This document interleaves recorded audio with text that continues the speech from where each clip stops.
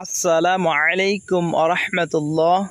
কাউকে যদি সাপে কামড়ায়, রোজা ওঝার কাছে গিয়ে সময় অপচয় করবেন না। আপনি আপনার নিকটবর্তী হাসপাতালে যাবেন, দ্রুত চিকিৎসা গ্রহণ করবেন। রোজা ওঝার কাছে গেলে তারা কি করে?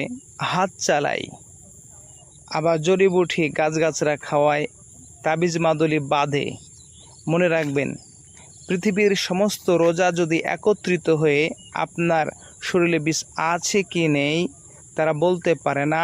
শুধুমাত্র আপনার বলা কথার প্রতি বিশ্বাস করে অনুমান ভিত্তিক তারা কথা বলে থাকে। তারা কখনো বলতে পারবে না যে আপনার শরীরে, আপনার দেহে বিষ আছে কি নেই।